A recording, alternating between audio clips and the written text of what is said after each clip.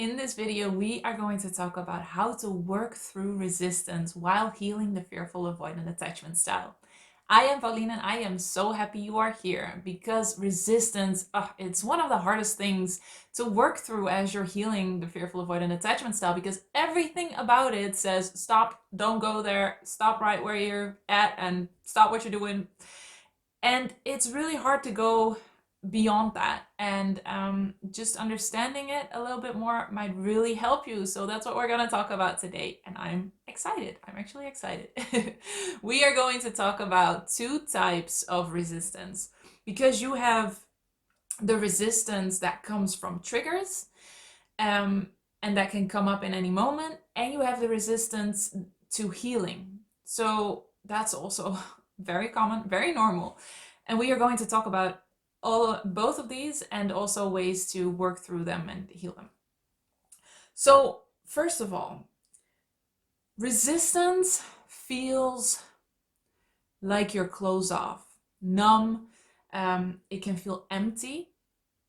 You might have your own experience with resistance, but maybe it's not quite clear what it is. But for me, it felt like I was hitting a wall. Like I just didn't want to do anything. I felt lethargic. I felt so tired. And I felt like I couldn't feel a thing. And while I was healing, I started to see more and more that actually the complete opposite was the case. Every time I felt that enormous resistance, what actually was happening was that a wave of feelings and emotions and thoughts and fears also just came up. But because I wasn't able to handle them, because I felt like I shouldn't have them, I just couldn't identify them. And so it felt like a wall. It felt numb. It felt even empty. So that's the weird thing about resistance. It can feel like one thing, like one solid big thing that actually can feel empty. And all the while, it actually is a lot of feelings and a lot of fears and a lot of beliefs and convictions that are coming up. So that is very interesting, isn't it? So the first thing I want to talk about is how to work through the resistance that you have when you're triggered.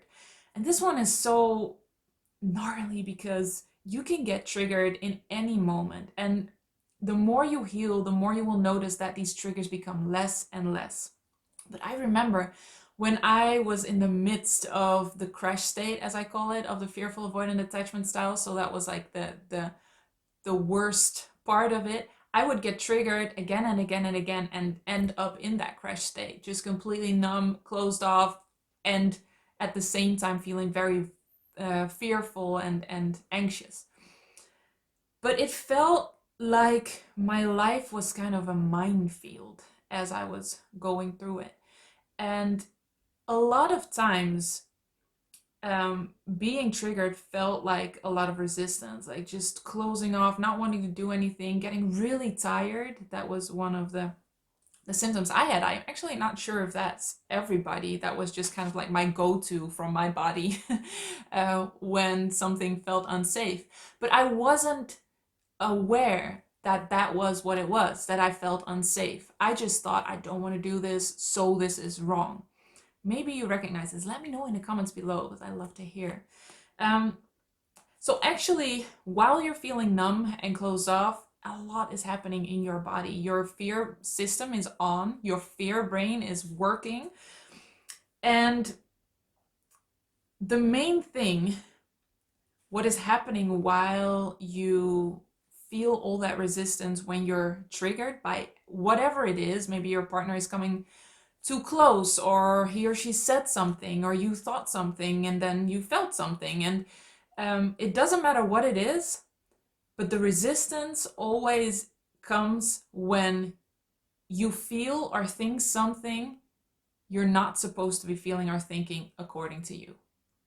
So resistance is feeling or thinking something while you should be feeling or thinking something else according to you. And that according to you is really, really, really important, because as a fearful avoidant, we tend to really judge our feelings and thoughts. We should be feeling this, we shouldn't be feeling that. We should be thinking this, we shouldn't be thinking that.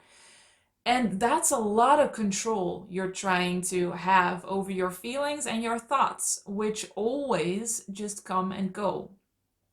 And everybody has different beliefs and convictions about what they should be feeling or thinking and shouldn't be feeling or thinking.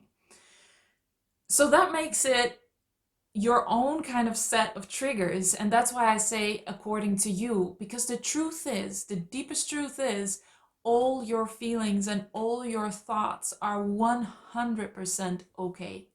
And they are safe to have, safe to feel, and safe to think. You can allow all your feelings and thoughts, and you would be safe.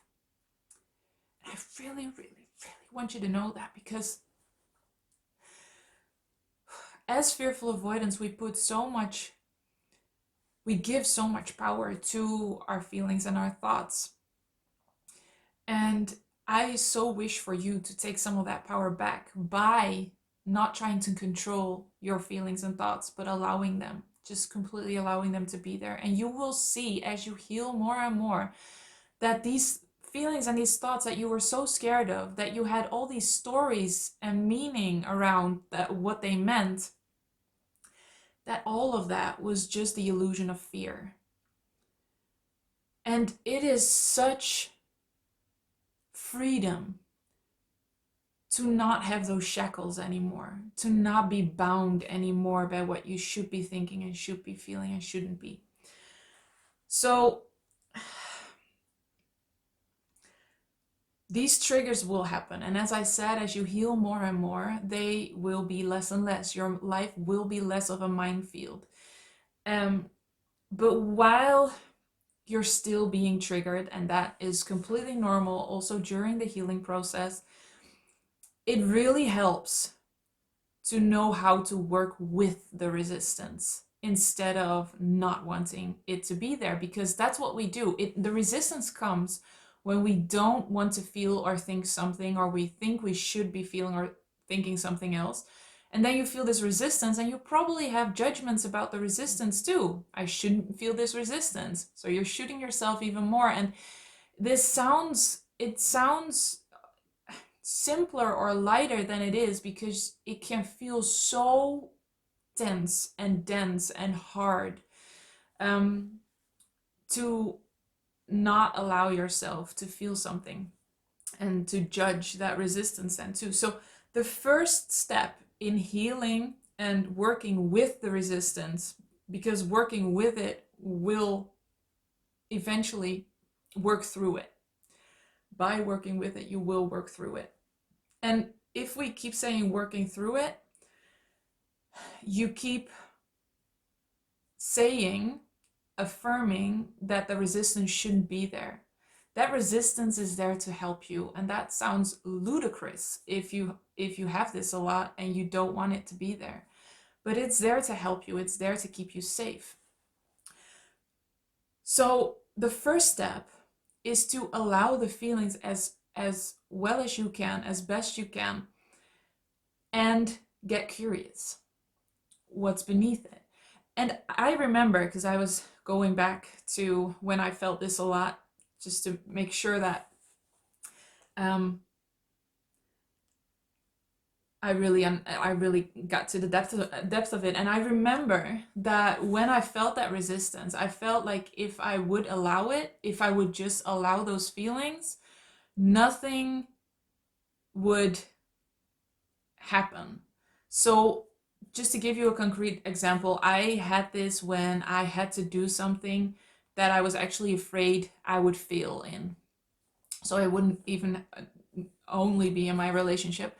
And I would just get so much resistance. And I felt like if I didn't like wrestle through it and push through it, that I would never do it, that I would never get around to doing that.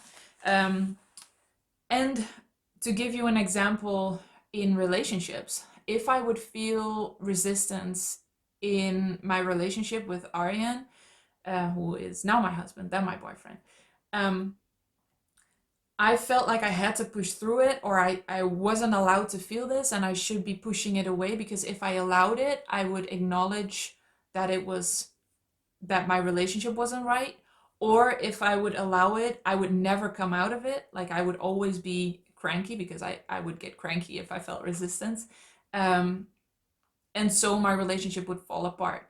So this is why it's so valuable to get curious. Like, what is your fear brain trying to tell you will happen when you just allow this resistance to be there? When you allow the feelings to be there, what would happen? And I can tell you every single one of these stories did not happen. And looking back on it, I can see that it really had to do with not really trusting myself. I was shooted so much during my when I was younger, that I didn't really develop that trust in myself, that even if I don't do it now, I will get to it later. And that's a trust you will develop more and more as you heal more and more. But it's also a choice. So you can allow these feelings, you can allow this resistance, you can get curious. What is my fear brain telling me? What stories is it telling me about what this means and what will happen if I just allow it? Um, and then you can just choose to trust yourself, choose to not allow fear to run your life. And this is really hard. This becomes easier as you heal. I really have to say that. So don't get hard on yourself. Be hard on yourself if it doesn't work. If you feel like you can't choose, because part of why I'm so passionate about healing the fearful avoidant attachment style is because a lot of times you just don't feel like you have a choice. And as you heal more and more, you will feel more and more that you have a choice. Then the second step is ask yourself questions. What should you be feeling? Like I said, resistance always comes when you should be feeling something else according to yourself. So, what should you be feeling? And what are you feeling right now? These are two different things. And why should you be feeling that other thing? So I always felt like I always had to be happy. I always had to be like cheerful. And a lot of times I just didn't. I felt really depressed, really lonely, really empty, really tired, and I wasn't allowed to feel tired. And I started asking myself, okay, what should I be feeling according to myself? And I should always feel happy and I should always feel super energetic. And after a while, after I just asked these questions, not even like trying to fix anything, I just got curious. I was like, maybe it's not completely realistic to always be happy and to always have energy. And also, if I'm not willing or able to look at what's coming up or what I need, I cannot demand of myself that I'm always happy and always energetic. If I don't sleep well, and that's maybe because I was on my phone until late at night because, I was watching something. And then I'm tired, and then in the morning I demand of myself that I'm not tired. That's not a really fair thing to do. So that started to like become apparent that I was demanding things of myself while I wasn't willing to take care of myself and to give myself the things I needed to be happy and to have energy. So that's why it's very interesting to just get curious when that resistance comes up, when you get triggered. What should you be feeling and why? And is that realistic? And what do you need? What do you need to feel that way more while not expecting that yourself to feel that way all the time? Because when it comes to relationships, I think a lot of fearful avoidants feel like you have to want to be with your partner all the time. You have to be like open and feel passionate and feel that attraction all of the time. And I can tell you, I have interviewed 100 couples that have been happily married for over 40 years. Not one of them has said, oh yeah, I feel happy all the time. Throughout my whole 40 years of marriage, I just felt in love and happy. Nobody said that. Not one of those couples said that. They all said it goes up with ups and downs. And that's so normal. That's so healthy. Um, so yeah, get curious and then ask yourself, is that realistic to always want that? And if you want that more, that's completely fine. But what do you need? So that was the first thing. And then the second thing, and this was actually a question I got in a comment, about how to heal through the resistance, or how to work with the resistance to healing. And out of the 3 insecure attachment styles, I think the fearful avoidant attachment style probably has the most resistance to healing, because it all comes back to safety. For the fearful avoidant, safety is like the highest good. And resistance also comes when your fear brain and your fear system feel like you're going into territory that is just unsafe. So I'm going to stop you right here. And when you are healing, you will encounter resistance. That's normal, that's okay, that's fine. And when you feel a lot of resistance, it's fine to just stop the healing process for a little bit. You're actually honoring yourself then. And resistance is not something to push through and power through. I don't think I said that clearly enough. So I'm going to say it again. Resistance is not something to push through or wrestle through, especially not when you're healing the fearful avoidant attachment style, when you're dealing with trauma. You really want to work with the resistance and just use the information the resistance is giving you. And sometimes that information is, wait, this is going too fast. The healing is going too fast, and we need to slow it down a little bit. And that's fine. That's totally fine. That's part of a healing process.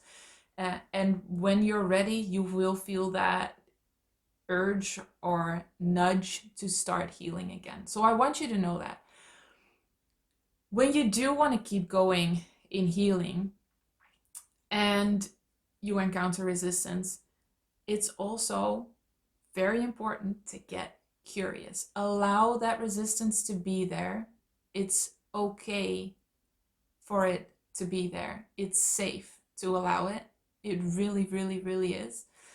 And then ask yourself, what am I holding on to? So if you feel like you're working through something and you want to let go of something, because that's what I work with the most. If you don't know, I work with tapping, the emotional freedom technique, and that's releasing a lot of stuck emotions mostly, and through that also beliefs. And it can be that you feel resistance to releasing some part. So it can be, for instance, I'm just going to give a concrete example again, because I know you like that. The fear of failure. You want to release the fear of failure, which a lot of FAs have. And you just keep encountering resistance in releasing that. Ask yourself, why am I holding on to the fear of failure? And really write things down. Like, start writing. What is another reason I'm holding on to it? What is another reason? Why am I holding on to this? Why am I holding on to this? That can give you so much clarity. Then the next question to ask yourself is, how is this keeping me safe? This is such a key question. How is this keeping me safe? By holding on to the fear of failure. And for the fear of failure, for instance, it could be that if I fail, everybody will leave me. And as you write that down, or as you say it out loud, you might think, well, that's not true. But that's something that could be stuck in your system somewhere. That could be something you started believing as a child when you failed one time and your friends walked away. It can be such subtle things. So it's very important to ask that question. How is the fear of failure keeping me safe? And some of the answers really might surprise you. Then the next question is, what lesson do I need to learn to be able to let this go? What do I need to get out of this? What do I need to be able to let this go? And I'm thinking of a lesson that could come out of the fear of failure. that maybe that I'm good enough whether I fail or not. And there are actually a lot of people that stayed when I failed again and again. So you just start looking at things differently, and your fear brain is just holding on to this fear of failure because it is trying to keep you safe. It's not trying to bully you, it's not trying to be annoying, it's just trying to keep you safe. So the last question, and this is also a key question, is how can I make the healed version of me, or the healing through this, even safer? How are you even safer when you've let go of the fear of failure?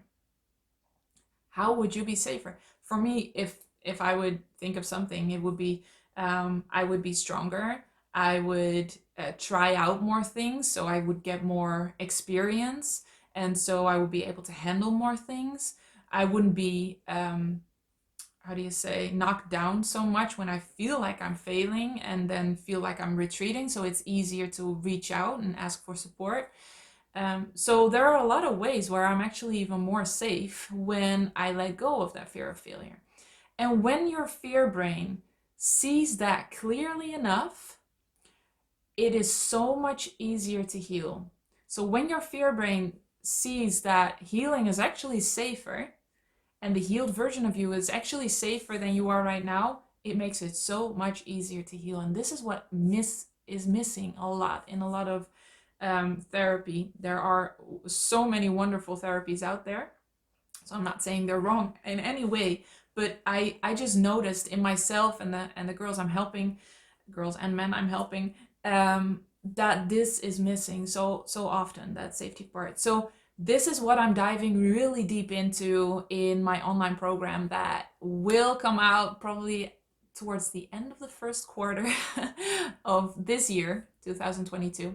If you're interested in that, put yourself on the wait list. The link is in the description below. And we will dive really deep into a process that I developed to work through not only resistance, but through all kinds of fears, and just really heal the fearful avoidant attachment style from the root. And you will learn this process really thoroughly and learn how to make it really safe to heal, so you don't have to push through things, you don't have to wrestle through things. I really want you to know that that's not necessary.